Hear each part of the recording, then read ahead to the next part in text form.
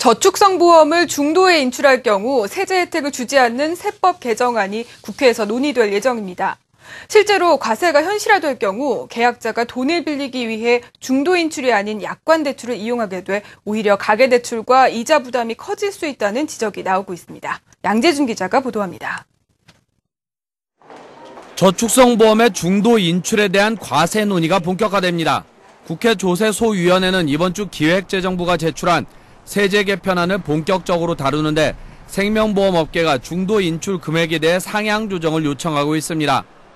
그동안 10년 이상 저축성 보험의 경우 계약자가 긴급자금이 필요할 때는 자신이 낸 보험료의 일부를 중도에 인출해도 세금을 내지 않았습니다. 하지만 내년부터는 계약자가 보험 가입 기간 동안 연간 200만 원 이상 중간에 찾을 경우 보험 차익에 대한 이자 소득세를 내야 합니다. 세법 개정안이 정부안대로 국회를 통과하면 긴급자금이 필요한 사람들이 보험 계약을 해야 하는 사례가 속출할 것이라는 게 보험업계의 설명입니다. 과세 예외로 200만 원 수준을 발표를 한 바 있습니다. 그런데 200만 원이라는 금액은 실제로 일반 중산층이나 서민들이 긴급자금으로 활용하기에는 좀 소액인 측면이 있어서 저희 업계에서는 이 금액을 좀 현실에 맞게 상향 조정을 요청하고 있는 중입니다. 보험업계는 특히 중도 인출이 제한될 경우 계약자들이 자신의 보험금을 담보로 돈을 빌리는 약관 대출을 이용할 수밖에 없다고 주장하고 있습니다. 보험 계약자가 중도 인출을 할 경우 이에 따른 수수료나 이자가 없지만 약관 대출을 이용할 경우 연간 6%가량 이자를 내야 합니다.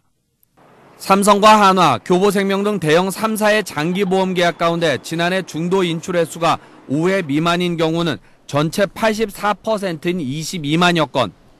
대다수 계약자들이 자녀 학자금이나 병원비, 생활자금 등 긴급한 상황으로 자금을 중도 인출한 것으로 분석되고 있습니다.